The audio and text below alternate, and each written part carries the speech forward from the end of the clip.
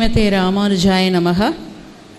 அடியேன் ராமானுஜதாசன் ஸ்ரீ கோமடம் முகுந்தாச்சாரியா சுவாமிகள் அவர்களுக்கும், தமிழ்நாடு பிராமணர் சங்க தலைவர் திருவொற்றியூர் ஸ்ரீ என் நாராயணன் அவர்களுக்கும், இந்து மக்கள் கட்சி தலைவர் அர்ஜுன் சம்பத் அவர்களுக்கும், மிகச்சிறந்த அரசியல் பத்திரிகையாளர் மற்றும் ஊடக இயலாளர் திரு கோலாகல ஸ்ரீனிவாசன் அவர்களுக்கும் மற்றும் இங்கு குழுமியிருக்கும் அனைவருக்கும் எங்கள் மாலை வணக்கங்கள்.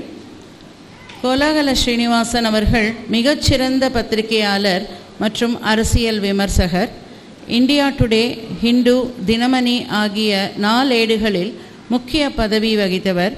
தமிழ்நாடு, பாரத மற்றும் உலக அரசியலில் மிகவும் ஈடுபாடு உள்ளவர். அனைத்து முக்கிய டிவி சேனல்களிலும் அரசியல் விவாத மேடைகளிலும் ஆழ்ந்த அரசியல் ஞானத்துடன் விவாதம் செய்பவர். கோலாகலன் அண்ட் சேனல் 5 லட்சம் பேர்களை சப்ஸ்கிரைபர்ஸ் கொண்டுள்ளது. இந்து சனாதனத்திற்கு குரல் கொடுப்பவர்.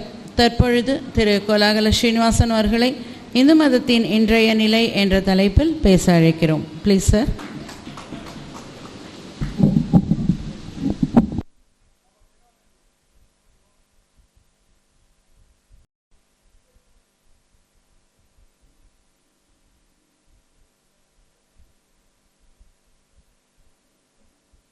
எல்லாரும் கலைந்து போடாத அத்தனை பேர் இருந்து அமர்ந்து கேட்கணும் இந்த விஷயத்தை. அதனால எல்லாரும் அமைதியாக இருந்து கேளுங்க.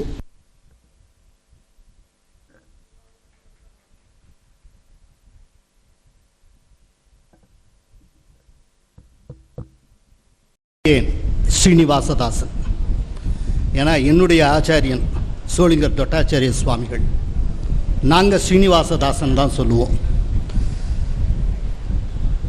இந்த ஹிந்து சமய ஞான உதய மாநாட்டை சீரும் சிறப்புமாக நடத்தி கொண்டிருக்கிற கோமடம் சுவாமிகளுடைய திருப்பாதத்தில் நமஸ்கரிக்கிறேன். மற்றும் இங்கு வந்திருந்து மிகச் சிறப்பாக உரை நிகழ்த்தி சென்றிருக்கக்கூடிய தாம்பரஸ் நாராயணன் சுவாமி அவர்களுக்கும், மற்றும் இதற்கு முன்னால் பேசி சென்றிருக்கக்கூடிய அர்ஜுன் சம்பத் அவர்களுக்கும், மற்றும் இங்கே குழுமி இருக்கக்கூடிய ராமானுஜ சம்பந்தம் உள்ள அத்தனை பேருக்கும் என்னுடைய வணக்கத்தை தெரிவித்துக் கொள்ளுகிறேன். கடந்த 4ஆம் தேதி முதல் இப்போது வரை ஒரு 33 சான்றோர்கள், ஆன்மீக செம்மல்கள் ஞான பேருரை நிகழ்த்திவிட்டு போயிருக்கிறார்கள். அவர்களுக்கே உரிய விதத்தில் ஒரு பௌராணிக ரீதியாக பிரமாதமாக பேசியிருப்பார்கள். நான் ஒரு அரசியல் விமர்சகன், பத்திரிகையாளர். நான் என்னுடைய கோணத்தில் ஹிந்து சமயத்தை பார்க்க போகிறேன். ஹிந்து சமயத்தினுடைய இன்றைய நிலை என்ன, அதனுடைய முக்கியத்துவம் என்ன? கோமடம் சுவாமிகள் அவர்கள் ஒரு விஷயத்தை சொன்னார்கள். இன்னைக்கு பெருங்காய டப்பா தான் இருக்குது, அதனுடைய வாசத்தினால மட்டுமே போயின்னு இருக்கு அப்படின்னு. என்னுடைய ஆய்வே என்னன்னா, அந்த பெருங்காய டப்பாவில் உண்மையிலேயே பெருங்காயமும் இருக்கு, வாசனையும் இருக்கா, இல்லாட்டி வாசனை மட்டும்தான் இருக்கா? இதை நம்ம பார்க்கணும். அதாவது உலகத்தில் இருக்கக்கூடிய மொத்த இந்துக்களுடைய எண்ணிக்கை அப்படின்னா 120 கோடி பேர் இந்துக்களாக இருக்கிறார்கள். உலகத்தினுடைய மொத்த மக்கள் தொகையில் 120 கோடி பேர் இந்துக்கள். கொஞ்சம் யோசித்து பாருங்கள். உலகத்தின் 3வது மிகப்பெரிய சமயம் இந்து சமயம். அந்த 120 பேர்ல 110 கோடி பேர் இந்தியாவில் இருக்கிறார்கள். கிட்டத்தட்ட உலக இந்துக்கள்ல 94 விழுக்காட்டினர் இந்தியாவில் இருக்கிறார்கள். இந்த 110 கோடி பேர் இந்திய மக்கள் தொகையில் எவ்வளவு அப்படின்னா மோரார்லஸ் 80%. 80%, அதாவது 110 கோடி பேர் இந்துக்கள் இந்தியாவில் மட்டுமே வாழுகிறார்கள். இந்தியாவுடைய கடந்த காலத்தை கொஞ்சம் யோசிச்சு பாருங்க. கடந்த காலத்தில், அதுவும் குறிப்பாக சுதந்திரம் அடைவதற்கு 1000 ஆண்டுகளாக தொடர்ந்து நிலவிய சமூக சூழ்நிலை என்னவாறாக இருந்தது என்பதை கொஞ்சம் யோசித்து பாருங்கள். அதாவது மேற்காசியாவில் ஸல்லல்லாஹு அலைஹி வஸல்லம் நபிகள் நாயகம் அவர்கள் அவதரித்த காலத்தில் அவர் மரணமடைவதற்கு முன்பாகவே கிட்டத்தட்ட மொத்த அரேபியாவும் இஸ்லாமிய மயமாகிவிட்டது. அதே போல கத்தோலிக்க கிறிஸ்தவர்கள் ஆதிக்கம் வந்ததற்கு பிறகு தென் அமெரிக்க நாடுகள், தென் அமெரிக்கா பிரேசில், அர்ஜென்டினா, உருகுவே, பெரு, கோஸ்டரிக்கா, நிக்கரகுவா, இந்த மாதிரியா வரும் வரிசையா அத்தனை நாடுகளும் கத்தோலிக்க மயமாயின. அந்தந்த நாடுகளில் இருந்த சொந்த சமயங்கள், பழங்குடியினர் சமயங்கள் அத்தனையும் வழக்கிழந்து போயின, எல்லாம் அழிந்து பட்டன. அந்தந்த சமயங்கள் இன்னொரு புறச்சமயம் உள்ளே புகுந்த விடத்து இருந்த சமயங்கள் இல்லாது போயிற்று. ஆனால் இந்தியாவில் என்ன நடந்தது அப்படின்னா, முகலாயர்கள் வந்தார்கள், அந்த முஸ்லிம்கள் அத்தனை பேர் ஆட்சி செய்திருக்கிறார்கள், பலப்பலவாக ஆட்சி செய்திருக்கிறார்கள், மொத்த இந்தியாவை கட்டி ஆண்டு இருக்கிறார்கள். ஏறத்தாழ ஒரு 650 ஆண்டு காலம் அவர்கள் ஆட்சி செய்திருக்கிறார்கள். அவர்கள் காலத்தில் இந்துவாக பிறந்த காரணத்திற்காகவே ஒவ்வொரு இந்துவும் வரி கட்ட வேண்டும் என்று விதிக்கப்பட்ட, அதுக்கு ஜசியா வரியின் பேர். ஒரு இந்து ஜசியா வரி கட்டுறான்னா அது என்ன காரணம் அப்படின்னா, அவன் இந்துவாக பிறந்தது பாவம், எனவே அவன் ஜசியா வரி கட்ட வேண்டும். அலாவுதீன் ஹில்ஜி தொடங்கி, அவுரங்கசீப் தொடங்கி, பாபர் தொடங்கி இந்துக்களையும் இந்துக்களுடைய கலாச்சார விழுமியமாக இருக்கக்கூடிய கோயில்களையும் சிதைத்தார்கள். அவுரங்கசீப்பை காட்டிலும் கொடுமையானவன் அலாவுதீன் கில்ஜி. அலாவுதீன் கில்ஜி ஒரு தடவை ஒரு ஆணையிடுகிறான், இந்துக்களை அழிக்கணும்னு நினச்சிட்டான். ஆனால் இந்துக்களை அழிப்பதற்கு தன்னுடைய படை வீரர்களை ஈடுபடுத்தக்கூடாது, ஒரு ஆயுதத்தை கூட தன்னுடைய இராணுவம் தூக்கக்கூடாது, ஆனால் இந்துக்களை அழிக்க வேண்டும். அவன் ஒரே ஒரு உத்தரவு தான் போட்டான், இந்துக்களின் தலையை கொண்டு வருகிறவர்களுக்கு அந்த இந்துவனுடைய சொத்து உரித்தாகும். ஒரே ஒரு பிரகடனம். அவ்வளவு ஆளாளுக்கு கொண்டு, இது ஒரு இந்துவனுடைய தலை, இந்த பாரு காது குத்தி இருக்கு, எனவே அவன் இந்து, இந்த பார் எனக்கு இந்த சொத்து அப்படின்னு சொல்லி ஆயிரக்கணக்கான இந்துக்கள் 2 நாளில் அழிக்கப்பட்டார்கள். இவ்வளவு பெரிய கொடுமை நடந்தது. அவுரங்கசீப் காலத்தில் கேட்கவே வேண்டாம். முகமது பின் துக்ளக், அந்த முகமது பின் துக்ளக் தான் அவன் பட்டம் ஏறுவதற்கு முன்பு அவனுடைய பெயர் உலுக்கான், பட்டம் ஏறினதற்கு பெயர் அவன் பெயர் முகமது பின் துக்ளக். இந்த ஸ்ரீரங்கத்தில் பன்னீராயிரவர் படுகொலை நடந்தது. வைஷ்ணவர்கள், அதுக்கு பன்னீராயிரவர் படுகொலை என்று பெயர். அந்த சரித்திரங்கள் மறைக்கப்பட்டன. கொஞ்சம் யோசித்து பாருங்கள், இந்த முகலாயர்கள் 650 ஆண்டு காலம் ஒரு கொடூரமான ஆட்சியை இந்துக்கள் மீது நிகழ்த்தி விட்டு சென்றார்கள். அதற்கு பிறகு போர்ச்சுகீசியர்கள், டச்சுக்காரர்கள், அப்புறம் பிரிட்டிஷ்காரர், அதுலேயும் இந்த கிறிஸ்தவ சமயத்தில் போர்ச்சுகீசியர்கள் டச்சுக்காரர்கள் அளவுக்கு கொடுமையானவர்கள் எவர்களும் கிடையாது. அவர்களுடைய சொல்லன்னா துயரம், அவர்கள் பண்ண அராஜகம் கிட்டத்தட்ட உலகத்திலேயே தொடர்ச்சியாக 1000 ஆண்டுகள் அடிமைப்பட்ட தேசம் இந்தியா. ஆனால் அப்படி இருந்தும் 1000 ஆண்டு காலம் அவர்கள் அடிமை செய்தும் இன்றைக்கும் இந்தியாவில் 110 கோடி பேர் இந்துக்களாக இருக்கிறார்கள் என்றால், நான் கேட்கிறேன், பெருங்காய டப்பால பெருங்காயமும் இருக்குல்ல? இந்து சமயத்தை ஒரு நாளும் அழிக்க முடியாது. இது சனாதன தர்மம், இது சனாதன தர்மம். இந்த தர்மத்தை ஒத்தராலும் வேற இருக்க முடியாது. நான் ஒரே ஒரு விஷயத்தை சொல்றேன், ரொம்ப ஆச்சரியமான விஷயம். மலேசியாவில் கோலாலம்பூரில் ஜேர்னலிஸ்டாக ஒர்க் பண்ணிட்டு இருக்கேன். ஒரு லீடிங் நியூஸ் பேப்பரில் எடிட்டோரியல் அட்வைசராக இருக்கேன். அந்த ஃபர்ம் மலேசியாவுடைய நம்பர் 3 இருக்கக்கூடிய கேபினட் மினிஸ்டருக்கு சொந்தமான கம்பெனி. அவருடைய மனைவி தான் சேர்மன், அவருடைய மகன் எம்டி. அடிக்கடி ஆலோசனை கலப்பதற்கு அந்த அமைச்சர் என்னை அழைப்பார். அவரோட டிஸ்கஸ் பண்ணுவேன். அவரை எப்போதும் அவருக்கு எப்போ டைம் ஆகினா எல்லாம் ஒழிஞ்சிட்டு அதிகாலை 2 மணிக்கு கால் பண்ணுவார். சாரி ஸ்ரீனிவாசன், நான் இப்போ தான் ஃப்ரீயாக இருக்கேன், கொஞ்சம் வர முடியுமா அப்படிம்பார். கார் அனுப்பிச்சி விடுவார், உடனே நான் போவேன், டிஸ்கஸ் பண்ணுவோம். இது கோலாலம்பூர் நடந்தது. ஒரு தடவை அவர் என்கிட்ட சொல்கிறாரு, ஸ்ரீனிவாஸ், நான் இப்போ இந்த ஜனவரி 1ஆம் தேதி சென்னைக்கு போயிருந்தேன். நுங்கம்பாக்கம் ஹைரோட்டில் அந்த டாச் கோரமண்டலில் தான் தங்கியிருந்தேன். அப்போது அந்த கட்சி தலைவர் வந்திருந்தார், அவர் பேரை சொல்ல விரும்பலை. அவர் வந்திருந்தார். அவருடைய மகன் மத்திய அரசில் முக்கியமான கேபினெட் மினிஸ்டராக இருக்கிறார். என்கிட்ட ஸ்ரீனிவாஸ் அவர் பெருமையாக சொன்னார், என்ன அப்படின்னா, என் மகன் தினந்தோறும் 1 கோடி ரூபா கொண்டு வரான், சந்தோஷமாக சம்பாதிச்சுட்டு. யார்? ஒரு கேபினெட் மினிஸ்டர், அவருடைய அப்பா பேசுகிறார். அவரும் ஒரு முக்கியமான கட்சி தலைவர், பேரெல்லாம் வேண்டாம். அவர் சொல்லுகிறார், என் மகன் தினம் 1 கோடி ரூபா சம்பாதிச்சுட்டு வரான் அப்படின்னு என்னிடமே பெருமையாக பேசினார். கொஞ்சம் யோசிச்சு பாருங்கள் ஸ்ரீனிவாஸ், தினம் 1 கோடினா வருஷத்துக்கு 365 கோடி, 5 வருஷத்துக்கு 365 × 5 என்னாச்சு? எத்தனை கோடி சம்பாதிக்கிறாங்க, கொள்ளை அடிக்கிறாங்க. இத்தனைக்கு அவர் கேபினெட் மினிஸ்டராக இருந்தாலும் அது ஒரு இன்ஃபீரியர் மினிஸ்ட்ரி. உங்கள் இந்தியாவை பொறுத்தளவில் ஒரு இன்ஃபீரியர் மினிஸ்ட்ரியிலேயே இத்தனை கொள்ளை அடிக்கிறாங்கன்னா மற்ற மினிஸ்ட்ரியில் என்ன இருக்கும், எப்படி இருக்கும்?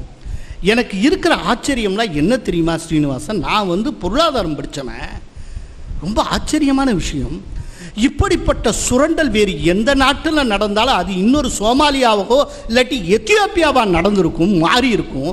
ஆனால் இத்தனை சுரண்டலுக்கு பிறகு உங்கள் இந்தியா வளர்த்து கொண்டே போகிறது. இது எனக்கு ரொம்ப ஆச்சரியமாக இருக்கிறது சொல்லிட்டு அப்புறம் சொன்னார், சீனிவாசன் நான் நினைக்கிறேன் உங்கள் கொடியில் இத்தனைக்கு சொல்கிறது யார்? மலேசியன் மினிஸ்டர் சொல்கிறார். நான் நினைக்கிறேன் ஸ்ரீனிவாஸ், உங்களுடைய மூவர்ண கொடியில் நடுவில் ஒரு தர்ம சக்கரம் இருக்குது பார்த்தீங்களா? உங்கள் நாட்டில் அந்த காலத்தில் ரிஷிகள் முனிவர்கள் அவங்களாம் தபஸ் பண்ணாங்க, இந்த இமயமலை பக்கத்தில் இருந்தாங்க, இப்படி எவ்வளோ காலங்காலமாக தபஸ் பண்ணாங்க, இன்றைக்கும் பதஞ்சலி இருந்து கொண்டு இருக்கிறார், இப்படி என்னெல்லாமா சொல்கிறீங்களே, அவர்களெல்லாம் செய்த புண்ணியம் இந்த தர்ம சக்கரம் இன்றைக்கும் உங்களை காப்பாற்றி கொண்டு இருக்கிறது. அதனால சீனிவாஸ், இன்னும் உங்கள் இந்தியாவுக்கு பாரதத்துக்கு அழிவே கிடையாது. இதை சொன்னவர் இன்னொரு நாட்டு மினிஸ்டர், கேபினெட் மினிஸ்டர் என்கிட்ட சொன்னார். அதனால இந்தியாவுக்கும் அழிவு கிடையாது, இந்து சமயத்துக்கும் அழிவு கிடையாது. சரி, ஆனால் இந்த இந்து சமயம் ஏன் ரொம்ப முக்கியத்துவம் பெறுகிறது? எதனால் நமக்கு இது தேவை? கொஞ்சம் யோசிச்சு பார்த்தோம், எதனால் நமக்கு இங்கே தேவை? இந்தியா எத்தனையோ மாநிலங்கள் கொண்ட ஒரு மாநிலம். ஒவ்வொரு மாநிலத்துக்கும் ஒவ்வொரு விதமான கலாச்சாரம். இங்கே நாம் ஆடை உடுத்துற மாதிரி கேரளாவில் ஆடை உடுத்த மாட்டான், இங்கே நாம் சாப்பிட்ற மாதிரி கேரளாவில் சாப்பாடு கிடையாது, இங்கே இருக்கிற மாதிரி மனவினைகள் ஆந்திராவில் கிடையாது, ஆந்திராவில் இருக்கிற மாதிரி திருமண சடங்குகள் ஒடிஷாவில் கிடையாது. சரி, திருமண சடங்குகள்னு வச்சுக்கிட்டாலே ஒரு மாநிலத்துக்குள்ளே ஒவ்வொரு ஜாதிக்கும் ஒவ்வொரு விதமான திருமண சடங்கு. சரி, இது ஒவ்வொரு விதமான திருமண சடங்கையும் தாண்டி இதை விட ஒன்று என்னன்னா, இதெல்லாம் தாண்டி எங்கள் ஊர் வழக்கம்னு ஒன்று இருக்குது அப்படின்னு அது வேற புதுசாக ஒரு பிட்டை போடுவான். என்னங்க இத்தனை வேற்றுமைங்க, திரும்பின இடம்லாம் வேற்றுமை தவிர எதுவும் இல்லை. அப்படி இருந்து வேற்றுமையே முழுமையாக இருந்து ஒவ்வொரு மாநிலத்துக்கும் மாநிலம், மாவட்டத்துக்கும் மாவட்டம் வேற்றுமையாகவே இருக்கக்கூடிய ஒரு தேசம் இன்னைக்கும் கட்டுண்டு ஒரே தேசமாக இருக்கிறது என்றால் இந்த வேறுபட்ட மாநிலங்கள் என்கிற மலரை எது கோர்க்கிறது? அத்தனையை ஒன்றுபடுத்தி வைத்திருக்கிற அந்த நூல் எது? அதுதான் இந்து சமயம். இந்த இந்து சமயம்ங்கிற நூல் நம்ம அத்தனை பேரையும் கோத்து வச்சிருக்கு. இந்த சனாதன தர்மம்ங்கிற நூல் இத்தனை வேறுபாட்டை கடந்து நம்ம அத்தனை பேரையும் கரெக்டாக கோத்து வச்சிருக்கிறதுனால இன்றைக்கு வரைக்கும் இந்தியா நிலை பெற்று இருக்கிறது. இங்க என்னமோ மதசார்பின்மை ஒரு விஷயத்தை புரிஞ்சுக்கணும். இந்துக்களில் பெரும்பான்மையினராக இந்துக்கள் இந்தியாவில் பெரும்பான்மையினராக இந்துக்கள் இருக்கின்ற காரணத்தினால்தான் இந்தியா மதசார்பற்ற தேசமாக இருந்திருக்கிறது. இங்கே பேரெல்லாம் சொல்ல வேண்டாம், இந்துக்களை தவிர்த்து வேற ஏதோ ஒரு கம்யூனிட்டி 80% இருக்கிற மாதிரி வச்சுப்போம், இது என்னவா இருந்திருக்கும்? இங்கே இந்துக்கள் பெரும்பான்மையினராக இருக்கின்ற காரணத்தினால்தான் இது மதசார்பற்ற நாடாக இருந்து கொண்டிருக்கிறது. இந்த இந்து சமயம் தான் நம்ம அத்தனை பேரையும் ஒன்று கோர்த்து ஒன்று சேர்த்து ஒரு நாடாக ஆக்கி வைத்திருக்கிறது. ஆக இந்த ஒன்று சேர்த்து வைத்திருப்பதே இந்து சமயம் அப்படிங்கிற ஒரு உண்மை இந்துக்களை காட்டிலும் இந்துக்களின் எதிரிகளுக்கு நன்றாக தெரியும். அதனால்தான் அவன் என்ன சொல்லுவான்னா, இந்து சமயமே ஒன்று கிடையாதும்பா. அவனே தான் இன்னொன்னு சொல்லுவான், இந்தியானே ஒன்று கிடையாது அப்படின்பா. கொஞ்சம் யோசிச்சு பாருங்க, இந்து சமயத்துக்கு வைக்கிற அதே ஆர்கியூமெண்ட்டை இந்தியாவுக்கும் அவன் வைப்பான். காரணம் என்ன அப்படின்னா, இந்து சமயத்தை தகர்த்து விட்டால் இந்தியாவை தகர்த்து விடலாம். ரொம்ப சுலபம், சிம்பிள். ஆனால் இந்து சமயத்தை எவராலும் தகர்க்க முடியாது. அவுரங்கசீபாலேயே முடியலை, வேறு யாராலும் ஒத்தனாலையும் முடியாது. ஆனால் அவர்களுடைய நோக்கம் அதுதான், இந்து சமயத்தை தகர்த்துட்டால் இந்தியாவை தகர்த்து விடலாம். அதனால தான் இந்து சமயம்னே ஒன்று இல்லை அப்படின்னா. கேட்டால் இந்து சமயம் என்கிற சொல்லே ஒரு பெர்ஷியன் வேர்டு, பிற்காலத்தில் வந்தது. ஆனால் அந்த வார்த்தையே பிற்காலத்தில் வந்தது. அப்புறம் எப்படி அந்த சமயம் இருக்க முடியும்? அதாவது இது என்னன்னா, பல கிராமங்களில் நான் முன்னால் பார்த்துருக்கேன். பிள்ளை பிறந்துட்டு ஏதேதோ காரணங்களால் அவன் பிள்ளைக்கு பேர் வைக்காமலே இருப்பான். ஸ்கூலில் சேர்க்கறதுக்கு முன்னால் யோசித்து டிஸ்கஸ் பண்ணி அவன் பேர் ஏதோ ஒன்று வைப்பான். இதெல்லாம் ரொம்ப சர்வசாதாரணமாக ஒரு காலத்தில் நடந்தது. இப்போது அவன் பேர் ரொம்ப லேட்டாக பண்ணா அவன் வச்சான் அப்படிங்கிறதுக்காக அதுக்கு முந்தைய ஒரு 4 வருஷமாக அந்த குழந்தையே இல்லைன்னு அர்த்தம். குழந்தை இருந்துன்னு தானே இருந்தது, பேர் தான் லேட்டாக வச்சான். இதுக்கு தெய்வத்தின் குரலில் பரமாச்சாரியார் ரொம்ப பிரமாதமான ஒரு உதாரணத்தை சொல்கிறார். இந்த ஹிந்து சமயம்னே ஒன்று இல்லை, ஹிந்துங்கிற பேரை அடுத்தவன் வச்சான், அது இதுன்னு சொல்கிறியப்பா. ஆக்சுவலாக ஹிந்து சமயத்துக்கு சனாதன தர்மம்னு பேர். அது எட்டர்னல், அனாதி காலத்திலேருந்து இருக்கக்கூடியது, காலங்காலமாக இருந்து வந்தது. ஹிந்து சமயம் நிலை பெற்று ஒரு மாபெரும் தர்மமாக இருந்த காலத்தில் வேறு எந்த சமயமும் கிடையாது, எந்த சமயமும் கிடையாது. ஒருத்தன் ஒரு கிராமத்தில் வந்து இறங்குறான், பஸ்ஸில் வந்து இறங்குறான்.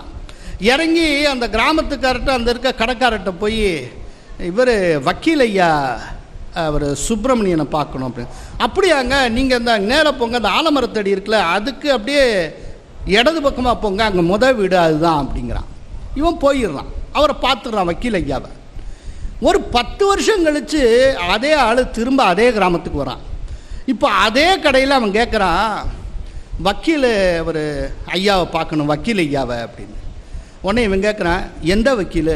இந்த ஊரில் ஒரு 7-8 வக்கீல் இருக்காங்க, நீங்கள் பேரை சொல்லுங்க அப்படிங்கிறான். அதுக்கப்புறம் பேரை சொன்னதும் காட்டுறான். அதுபோலத்தான் இந்தியாவில் அனாதி காலத்திலேருந்து இருந்த மதம் இந்து மதம், அதாவது சனாதன தர்மம். வேறு மதங்களே கிடையாது. அதனால இந்து சமயத்துக்கு பேர் வைக்க வேண்டிய அவசியமே இல்லாமல் போயிற்று. அதுக்கப்புறம் ஏராளமான மதங்கள் வந்ததற்கு பிறகு இதற்கு ஒரு பேரை வைக்கணும்னு நினச்சான். வைக்கணும்னு நினச்சவனும் புற சமயத்தவன், அவன் வசதிக்கு அவன் வச்சுட்டு போனான். மற்றபடி நமக்கு பேரை பற்றி கவலை இல்லை. என்னைக்கும் ரோஜான்னு பேர் வச்சா தான் அந்த ரோஜா வாசமாக இருக்குமா? ரோஜாவுக்கு நான் வேற ஏதோ ஒரு பேர் வைக்கிறேன், உடனே ரோஜா தன்னுடைய வாசனையை தர மறுத்து விடுமா? பேரை பற்றி கவலை இல்லை, பெயரில் என்ன இருக்கிறது? அதனால எவனோ வச்சான். ஆதி காலத்திலேருந்து இருந்த மதம், இருந்த காலத்தில் எந்த மதமும் இல்லை, இது ஒன்று தான் இருந்தது, அதனால பேர் வைக்கலை. நிறைய மதங்கள் வந்தப்போ எவனோ வந்தான், அவனுக்கு இதை அடையாளப்படுத்தணும், அவன் வசதிக்காக இதுக்கு ஒரு பேரை வச்சா, இந்த பேரையும் நம்ம ஏற்றுட்டோம். இவ்வளவுதான். அதனால இந்த தெற்கையும் வடக்கையும் இணைத்து பிணைத்திருப்பது இந்து சமயம். இந்த இந்து சமயங்கிற நூல் மட்டும் அந்துட்டால் இந்தியா செதறு தேங்காயா போயிடும். ஆனால் அப்படி ஒன்று எந்த காலமும் நடக்காது, எந்த காலமும் நடக்காது. ஒன்றும் இல்லை. நீங்கள் தசாவதாரத்தை எடுத்துக்கோங்க. தசாவதாரத்துடைய முதல் அவதாரமான மச்ச அவதாரம் எங்கே நடந்தது? கிருதமால் நதியில். கிருதமால் நதி எங்கே ஓடித்து? இங்கே இருக்கக்கூடிய தென்மதுரையில் ஓடியது. ஸோ தசாவதாரத்தினுடைய முதல் அவதாரம் உருவானதே இந்த மதுரையில் தான், நம்ம தென்பாண்டி சீமையில், நம்ம தமிழ்நாட்டில். ஆனால் அதை பற்றி எழுதப்பட்ட புராணங்கள் எல்லாமே சம்ஸ்கிருதத்தில், வடநாட்டில். இப்போ இது தெற்குன்னு சொல்லி வடக்கு நிராகரிச்சதா? யோசித்து பார்க்கணும். ஸோ வடக்குக்கும் தெற்குக்கும் இடையில எப்போதும் கொடுத்தலும் வாங்குதலும் காலங்காலமாக நடந்து வந்த விஷயங்கள். மகாபாரதம் நடக்கிறது. மகாபாரதத்தில் பாண்டியர்கள் பங்கேற்ற தகவல் வருது. சாரங்கத்வஜன்கிற பாண்டியன், அவன் துரோணரை எதிர்த்து தன்னுடைய வில்லை எடுத்து ஓடியதாக மகாபாரதம் கூறுகிறது. துரோண பருவத்தில் வருது. சேரமன்னன் ஒருத்தன் இருந்தான், அவன் ரொம்ப விவரம்.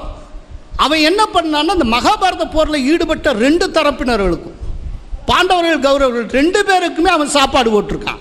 அன்னைக்கே ரொம்ப விவரமாக இருந்திருக்கான். எவனையும் பகிச்சுக்காம 2 பேருக்குமே சாப்பாடு போட்டு அவன் அனுப்பிச்சிருக்கான். அவனுக்கு பேரே பெருஞ்சோற்று உதியன் சேரலாதன்னு பேரு. ஸோ மகாபாரத்துக்கும் தமிழகத்துக்கும் சம்பந்தம் இருக்கு. மகாபாரத்தை வெறுமனே அது வடவர்கள் காப்பியம்னு சொல்லிட முடியுமா? ஆதாரத்தோடு நான் சொல்லி கொண்டிருக்கிறேன். இப்படி ஒவ்வொன்றுக்கும் அடுக்கடுக்காக நிறைய விஷயங்களை சொல்ல முடியும். ராமபிரானை எடுத்துக்க. ராமபிரான் வடக்கே பிறந்தவர். தெற்குல ஈழம் வரைக்கும் போயிருக்கிறார், இலங்கை வரைக்கும் சென்றிருக்கிறார். அவர் பாதம் படாத இடங்களே இந்தியாவில் கிடையாது. தன் பாதங்களால் இந்தியா முழுக்க அளந்தவர். என்னுடைய பார்வையில் ராமபிரான் ஃபர்ஸ்ட் பேன் இண்டியன் பர்சனாலிட்டி. முழுக்க சுத்திட்டு வந்திருக்கார். இப்போ அவரோடது எப்படி நீங்க புரிஞ்சுப்பீங்க? அவர் வடக்கையும் தெற்கையும் பிணைத்தார். தெற்குக்கும் வடக்குக்குமான பாலமாக இருந்தவர் ராமபிரான். இப்படித்தான் நீங்கள் பார்க்கணும். உண்மையை சொல்றதுன்னா இந்த வடக்குக்கும் தெற்குக்கும் எந்த வித்தியாசம் கிடையாது, திசையை தவிர்த்து. அந்த காலத்தில் நம்ம கேள்விப்படுற காரைக்கால் அம்மையார் தலைகீழாகவே நடந்து கைலாயம் வரைக்கும் போனார், தெற்க சேர்ந்தவர். இவங்க அங்க வரைக்கும் போயிருக்காங்க, கைலாயம் வரைக்கும்னா இதுக்கு இடையில எத்தனை ஆட்சி எல்லைகள் இருக்கும்? இங்கேருந்து பாண்டிய மண்ணை தாண்டி போயிருப்பாங்க, அதுக்கப்புறம் பல்லவ தேசத்தை தாண்டி போயிருப்பாங்க, அப்புறம் கர்நாடகம் போயிருப்பாங்க, கர்நாடகத்தில் ஹோய்சாளர்களை தாண்டி போயிருப்பாங்க, அதுக்கப்புறம் இந்த பக்கம் ஒடிஷா பக்கம் போய் தான் கலிங்கத்தை தாண்டி போய் இப்படியே போய் எத்தனை கொஞ்சம் யோசிச்சு பாருங்க. அப்படின்னா இந்த காரைக்கால் அம்மையார் இங்கிருந்து ஆரம்பித்து கைலாயம் வரைக்கும் போயிருக்கக்கூடிய இத்தனை டிஸ்டன்ஸ்ல எத்தனை ஆட்சி எல்லைகள் இருந்திருக்கும்? இத்தனை ஆட்சி எல்லையும் தாண்டி இந்த கைலாயத்தையும் இங்கே இருந்த காரைக்கால் அம்மையாரையும் இணைத்தது எது அப்படின்னா அது சனாதன தர்மம். இத்தனை ஆட்சி எல்லைகள் இருக்கு. அதனால தான் நான் சொல்லுவேன், ஆட்சி எல்லைகள் பலவாக இருந்தாலும் அந்த காலத்தில் இன்னைக்கு வரைக்கும் தேசியம் ஒன்றாக இருந்தது. அதுதான் ஹிந்து தேசியம். ஹிந்து தேசியம்ங்கிற ஒண்ணு இல்லைன்னா இந்தியா அவுட். அதுதான் பிணைத்து வைத்திருக்கிறது. ராமானுஜர் இங்க இருந்து எங்க வரைக்கும் போயிருக்கார்? காஷ்மீர் வரைக்கும் போயிருக்கிறார். காஷ்மீர் எங்க இருக்கு? வடகோடி. எப்படி காஷ்மீர் வரைக்கும் அவர் போனார்? அவர் போய் அந்த நடந்து போன காலத்தில் எத்தனை ஆட்சி எல்லைகள் இருந்திருக்கும், எத்தனை கவர்னன்ஸ், எத்தனை ப்ராவின்சஸ் இருக்கும், அதுக்கிடையில் எத்தனை அரசர்கள் ஆண்டு இருப்பார்கள். இத்தனை அப்படி எத்தனை இடத்துல அவர் விசா ப்ரொடியூஸ் பண்ணியிருக்கணும். இத்தனையும் தாண்டி அவர் காஷ்மீர் வரைக்கும் போயிருக்காரு. எப்படி போனார்? எது இங்க அனுப்பியது? கொஞ்சம் யோசிச்சு பாருங்க. இதே போல நார்த்லேருந்து சைத்தன்ய மகாபிரபு இந்த ஸ்ரீரங்கம் வரைக்கும் வந்திருக்கிறார். ஸ்ரீ வல்லபர் இந்த ஸ்ரீரங்கம் வரைக்கும் வந்திருக்கிறார். எதை இணைத்தது? அதுதாங்க இந்து சமயம். இங்க இருக்கிற ராமேஸ்வரத்தில் நீராடணும் சொல்லி எங்க இருக்கலாமா வரான்? அதே போல ராமேஸ்வரத்தில் இந்த தெற்கே இருக்கிறவன் காசி வரைக்கும் போயிட்டு வரான். சங்க இலக்கியத்தில் வாரணவாசி அப்படின்னு சொல்லி வாராணசி பற்றிய குறிப்புகள் வருகின்றன. காசியினுடைய இன்றைக்கு பேர் இன்னைக்கு சொல்றமே வாரணாசி, வாரணாசி, இந்த பெயரே சங்க தமிழ் இலக்கியத்தில் இருக்கிறது. இவ்வளவும் இருக்கு. அப்படிங்கிறப்போ இங்க பாருங்க, காசியிலேருந்து கங்கைப்புறத்திலேருந்து இங்க கடல் நீர் தீர்த்தமாட ராமேஸ்வரம், ராமேஸ்வரத்திலிருந்து கங்கை வரைக்கும். அதனால தான் கிரீஷ் கர்நாடுன்னு ஒரு பெரிய பிளே ரைட், தலை சிறந்த இலக்கியவாதி. இத்தனைக்கு அவர் லெஃப்ட், இடதுசாரி.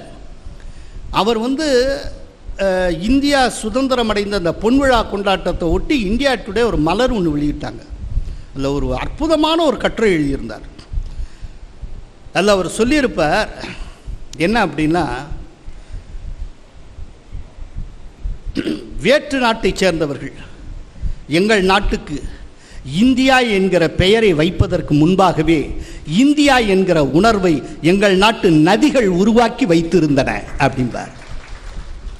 நம்முடைய உணர்வு நதிகளால் உருவாக்கப்பட்ட உணர்வு, மலைகளால் உருவாக்கப்பட்ட உணர்வு, இறைமையால் உருவாக்கப்பட்ட உணர்வு. சும்மா எங்கேருந்து இந்த அக்வைர்ட் நாலேஜே நமக்கு கிடையாது சார். நமக்கு அக்வைர்ட் நாலேஜே கிடையாது. உண்மையை சொன்னால் ஒவ்வொரு இந்துவுமே ஒரு ஸ்வயம்பு. அவனுடைய நாலேஜ் அதுவாகவே உருவான ஒரு நாலேஜ். என்ன உபனிஷத்தை கொடுத்துருக்காள இந்த ரிஷிகள்லாம், இந்த உபனிஷத்தை கொடுத்த ரிஷிகள்லாம் எதையோ ஒன்று பார்த்து எங்கேயோ ஒன்று எழுதினாங்க. அது அதுவாகவே தானாகவே உதித்தது. இந்த சமயமே, இந்து சமயம் என்பதே சுயம்புவான சமயம். இது சுயம்புவான சமயம். அதனால தான் இதில் ஒரு ஆச்சரியம் இருக்குது. என்னன்னா, இப்போது நான் சொன்னேன், நபிகள் நாயகம் காலத்திலேயே அந்த வெஸ்ட் ஏஷியா முழுக்க இஸ்லாம் ஆயிட்டு. அதே போல் சவுத் அமெரிக்கா கம்ப்ளீட்டாக கத்தோலிக்க ஆயிட்டு. அங்கெல்லாம் என்னன்னா சமய தலைவர்கள் உண்டு. இந்த சமய தலைவர்கள் மிரட்டியோ அடிபணிந்தோ நீங்கள் அவரை உங்கள் சமயத்தவராக மாற்றிவிட்டால் அந்த சமயத்தை ஃபாலோ பண்ணுறவங்க அத்தனை பேர், அவருக்கு பின்னால் ஃபாலோவர்ஸாக இருக்க அத்தனை பேர் ஒரே நாளில் உங்கள் மதத்துக்கு வந்துடுவான். இங்கே 1000 வருஷம் அடிமை பண்ணால நம்மளை, அது முஸ்லீம்களாக இருக்கலாம், கிறிஸ்தவர்கள், யார் அவங்க அத்தனை பேருக்கு தலையை பிச்சுன்ற ஒரு விஷயம். 1000 வருஷமாக அவன் அல்லாடின ஒரு விஷயம் என்ன தெரியுமா? ஹிந்து சமயத்தின் தலைவர் யார் அப்படிங்கிறத கடைசி வரைக்கும் கண்டுபிடிக்க எவன் தலைவன்னே தெரியல. என்னன்னா இந்த சமயத்துடைய பியூட்டியே என்னன்னா, இது ஒரு ஆச்சரியமான சமயம். இது ஒரு மையமற்ற சமயம். இதுக்குன்னு ஒரு மைய புள்ளி கிடையாது. இந்த புள்ளியை மட்டும் இருந்ததுன்னு வச்சுக்கோங்களேன், இதான் ஜங்ஷன் பாக்ஸ். கரெக்டாக சுவிட்சை ஆஃப் பண்ணியிருப்பான். கடைசி வரைக்கும் 1000 வருஷமா இவன் சுவிட்சை தேடிண்டே இருந்தான், கடைசி வரைக்கும் கண்டுபிடிக்க முடியல. இதுதான் என்னுடைய சமயத்தினுடைய ரகசியம். ஏன் கண்டுபிடிக்க முடியல? சுவிட்ச் அதுக்காக இல்லாமல் இருக்குமா? இருக்கும். எங்க பரப்பு முழுவதுமே சுவிட்ச் தான். நீ ஒரு இடத்துல ஆஃப் பண்ணிட்டா அப்படின்னு நினைக்கிறப்ப இன்னொரு இடத்துல முடிச்சுக்கோ. ஒண்ணுமே ஒன்னால செய்ய முடியாது. இது ஒரு மையமற்ற சமயம். மற்றதுல ஒரு சென்டர் பாயிண்ட் இருக்கும், இதுதான் அப்படின்னு. ஒரு ப்ராட்டஸ்டன்ட்னா அதுக்கு கான்ட்ரபரி ஆர்ச் பிஷப் இருப்பார். அவரை நீங்க இது பண்ணிட்டீங்க அப்படின்னா மொத்தமும் மாறிடும். கேத்தலிக்னா போப்புன்னு இருக்கும். என்னுடைய சமயத்துக்கு யார் தலைவர்? என்னுடைய சமயத்தை சேர்ந்த எல்லாருமே தலைவர்கள். இதுதான் ப்ளூரலிஸ்டிக் ரிலீஜன் சொல்றது. நம்ம தேவர்களுடைய எண்ணிக்கை சொல்றோமே, என்ன சொல்றோம்? 33 கோடி தேவர்கள். பாருங்க, நம்ம நாட்டு தேவர்களுடைய எண்ணிக்கை 33 கோடி. இவன் எங்க போய் கண்டுபிடிப்பான்? இதுதான் இந்த ப்ளூரலிஸ்டிக் ரிலீஜன் சொல்ற பன்மைத்தன்மை கொண்ட சமயம். பன்மைத்தன்மை கொண்ட சமயத்தை ஒரு நாடும் இவர்களால் சிதைக்க முடியாது. எத்தனை அற்புதங்கள் நடந்திருக்கு தெரியுமா? ஒன்றும் இல்லை. ஒரு இந்த வடக்குக்கும் தெற்குக்குமான ஒரு பிணைப்புக்காக ஒரு விஷயத்தை சொல்கிறேன். கோரக்க சித்தர்னு ஒருத்தர் இருந்தார்.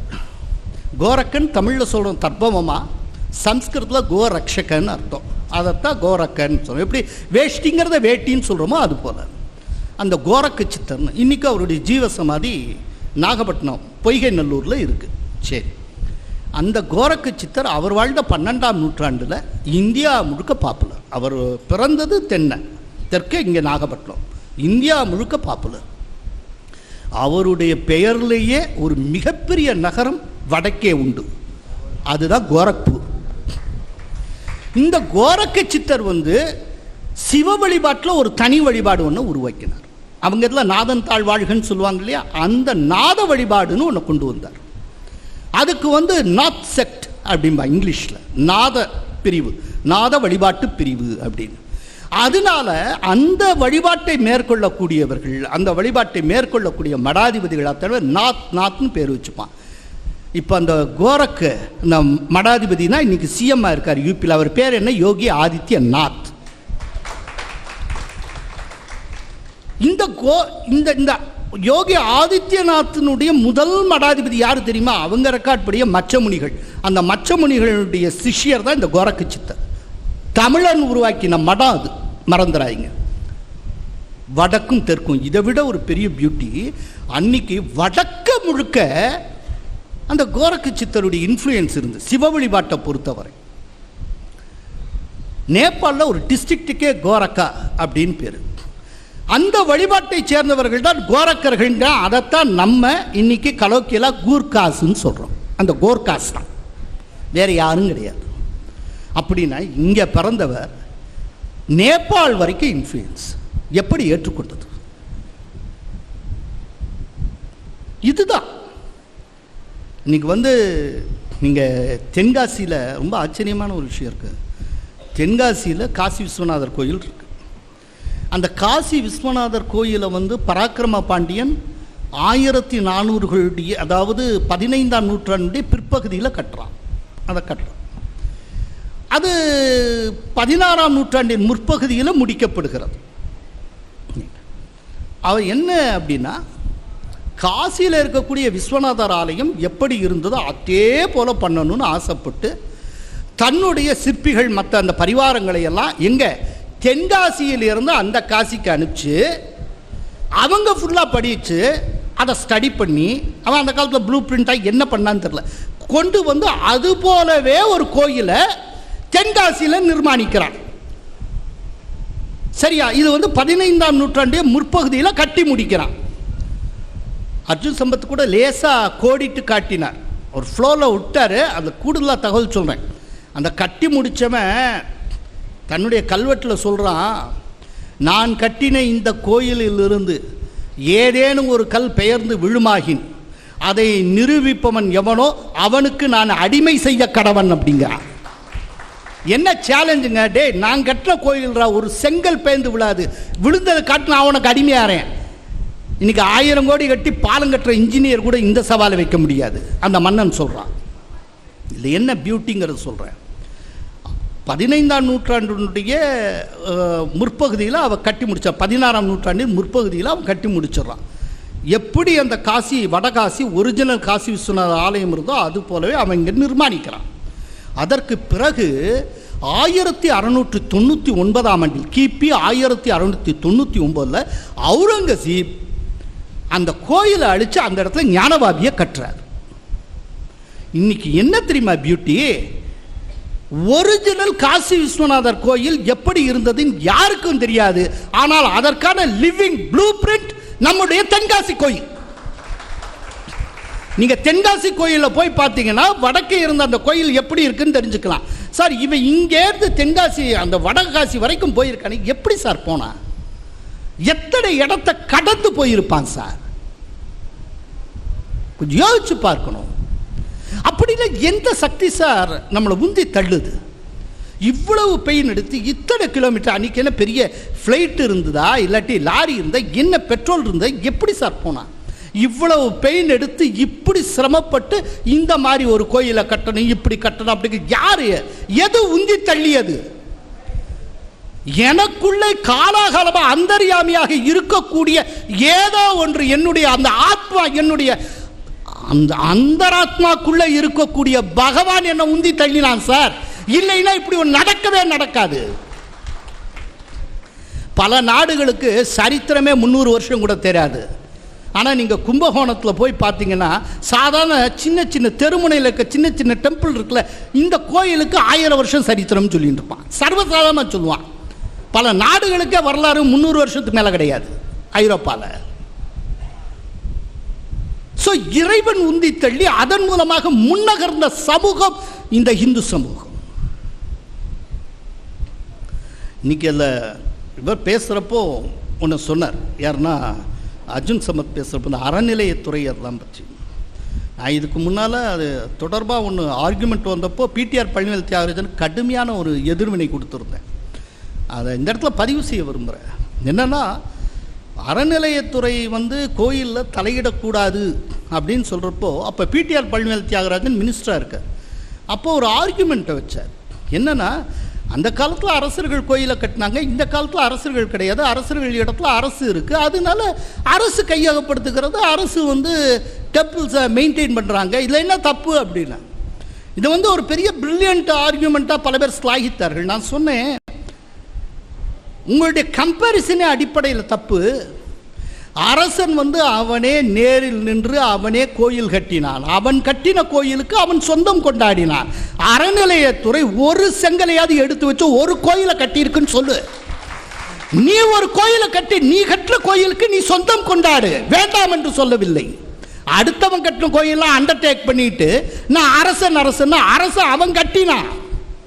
அவன் கட்டின கோயிலுக்கு அவன் சொந்தம் கொண்டாடினா. அறநிலையத்துறை எந்த கோயிலை கட்டியது சொந்தம் கொண்டாட. அப்படிங்கிறப்ப இந்த கம்பாரிசன் எவ்வளவு அபத்தம்.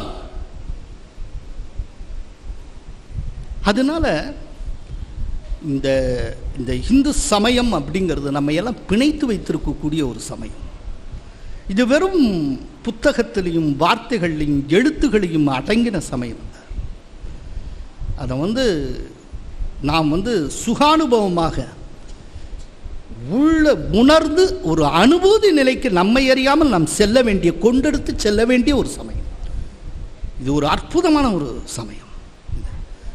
இந்த சமயத்துக்கு ஒரு நாளும் அழிவு கிடையாது, வளர்ந்து கொண்டே இருக்கிறது. அமெரிக்காவில் மட்டும் இந்து சமயம் கடந்த 20 ஆண்டுகளில் இருந்ததை காட்டில் 50 விழுக்காடு அதிகமாகி இருக்கிறது என்கிறார்கள். இதை விட ரொம்ப ஆச்சரியமான விஷயம், நார்த் ஆப்பிரிக்கன் கண்ட்ரீஸ், அல்ஜீரியா, இந்த மாதிரி அல்ஜீரியா அந்த மாதிரி தேசங்களில் ஹிந்து சமயம் ரொம்ப ரேப்பிடாக வளர்ந்து கொண்டு, வேகமாக வளர்ந்து கொண்டிருக்கிறது அப்படிங்கிற தகவல்கள் வருகின்றன. அதனால் இந்த சனாதன தர்மத்துக்கு ஒரு நாளும் அழிவு கிடையாது. இந்து சமயத்துக்கு வீழ்ச்சி என்பது அறவே கிடையாது. ஒவ்வொரு ஹிந்துவும் நாம் இந்து என்பதாலேயே பெருமைப்பட வேண்டும். இதை காட்டிலும் நாம் பெருமைப்படுவதற்கு என்ன இருக்கிறது? நம்ம பிறப்பால் ஏதோ ஒரு சமயத்தில் கூட பிறந்திருக்கலாமே. ஏதோ இறைவன் நம்மளை நியமிச்சிருக்கான், நீ ஹிந்து சமயத்தவனாக பிறக்க வேண்டும் என்று. பாக்கியம் பண்ணித்தான் நாம் ஹிந்து சமயத்தவர்களாக பிறந்து இருக்கிறோம். அந்த பாக்கியம் தொடரட்டும். வாய்ப்பு தந்தமைக்கு நன்றி, வணக்கம். ஸ்ரீமதே ராமானுஜாய நமஹ. யாராவது ஒருத்தர் ஒரு பட்டாசு சரவெடியை கொளுத்தி விட மாட்டாளா அப்படின்னு பார்த்தேன். வேணும்னே பெருங்காய டப்பாவை எடுத்தேன். அப்போ தானே வெறி வரும். இப்போ பெருங்காய டப்பாவில் பெருங்காயம் இருக்கா, வாசனை மட்டும் இருக்கான்னு ஒரு கொளுத்தி போட்டேன். தெரிஞ்சு போச்சு. ஏன்னா ஒவ்வொருத்தரும் இந்துக்களாக தான் இருந்துன்னு இருக்கா, உள்ளத்தால் இருந்துன்னு இருக்கா. இவர் சொன்னது ரொம்ப முக்கியம். இத்தனை ஆயிரக்கணக்கான பேர்கள், இத்தனை ஆயிரக்கணக்கான ஆண்டுகள், இத்தனை மதங்கள் நம்மளை தாக்கினாலும் இன்னைக்கு வரைக்கும் நம்ம ஒரு கோவில்லையோ திருவிழாக்கள்லையோ இது மாதிரியான உபன்யாசங்கள், ஆன்மீக நிகழ்ச்சிகள்னால் இத்தனை பேர் கூடுறாளே, எல்லா வேலைகளையும் போட்டுட்டு கூடுறாளே, அதுலேருந்தே தெரியுது உள்ளுக்குள்ளே இருக்குது. ஆனால் கால சூழ்நிலை, குடும்ப சூழ்நிலை அவளுடையதான போயின்னு இருக்கு வேகமாக எங்கேயோன்னுச்சே. அதை விட்டுட்டு பூர்ணமாக வர முடியலையே தவிர உள்ளத்தில் அந்த கொதிப்பு இருக்குது. நாம் ஒவ்வொருத்தரும் சனாதன மதத்தை சேர்ந்தவா, இந்துக்கள் அப்படிங்கிற கொதிப்பு இருக்குது. அந்த அத்தனை பேருடைய கொதிப்பையும் தான் கோலாகல ஸ்ரீனிவாசன் சரவடியாக வெடித்து காண்பிச்சான். அதுக்கு ஒரு தூண்டுகோல் வேணும்.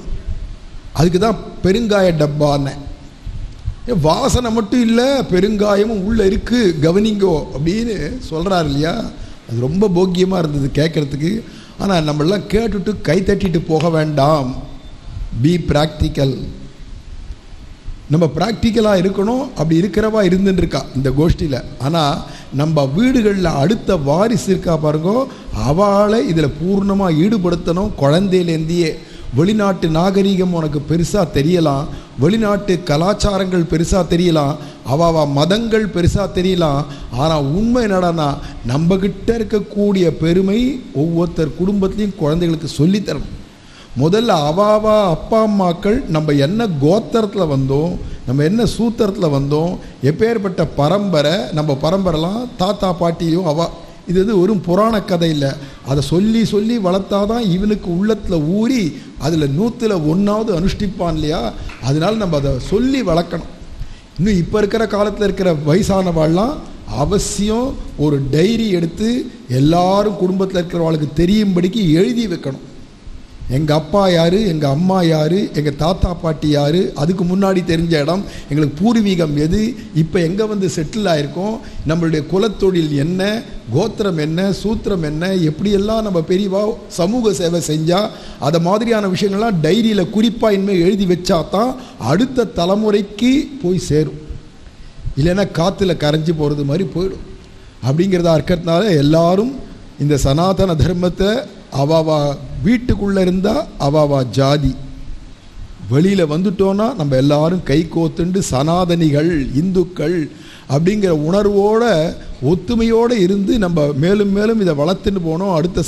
அடுத்த ஜெனரேஷனுக்கும் அதை வளர்த்துன்னு போனோம் அப்படின்னு ஒவ்வொருத்தையும் பிரார்த்தனை பண்ணிட்டு இந்த மாநாடுனுடையதான பரம பிரயோஜனம் சனாதன தர்மம் ஓங்கி வளரணும். இது அழிய போகிறது இல்லை, அழிக்கவும் முடியாது அப்படிங்கிறதெல்லாம் திருப்பி திருப்பி பேசிட்டு இருக்கா. ஓங்கி வளர வேண்டியதுதான் விஷயம். ஓங்கி உலகளந்த உத்தமன் பேர் பாடினா ஓங்கு பெருஞ்சென்னல்கள் மாதிரி இது ஓங்கி வளரும். அதனால் எல்லாரும் கடைசி பட்சம் பகவானுடைய நாமத்தை, கோவிந்த நாமத்தை, இல்லை நாராயண நாமத்தை, ராம நாமத்தை சொல்லிண்டு நம்மளாம் சனாதினிகள்ன்றதான உணர்வோடு இன்னும் ஓங்கி வளரணும் அப்படிங்கிறதுக்காக தான் இது ஏற்பாடு பண்ணது. அதில் ஆசையோடு வரேன்னு கூப்பிட்டோடனே ஒத்துண்டு நம்ம தாமராஸ் தலைவரோ அல்லது இந்த கோலாகல ஸ்ரீனிவாசனோ சம்பத் அர்ஜுன் சம்பத்தோ வளம் வரேன்னா அதுக்கு பெரிய பாக்கியம் அடியவங்களுக்கு.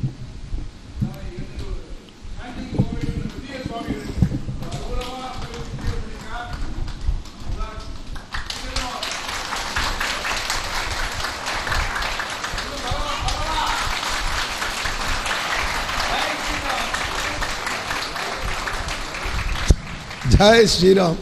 எல்லாருக்கும் ரொம்ப ரொம்ப சந்தோஷம். இப்படிப்பட்ட ஒரு பாக்கியத்தை அடியனுடைய ஆச்சாரியர் கொடுத்தார் அப்படின்னு நினச்சிக்கிறேன்.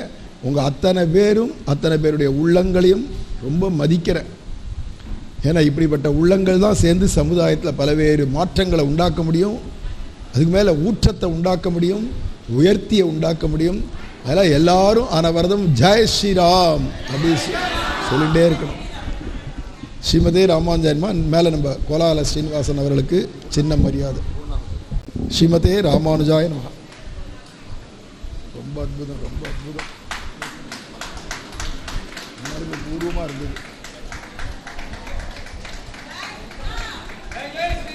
ஜெய் ஜெய்.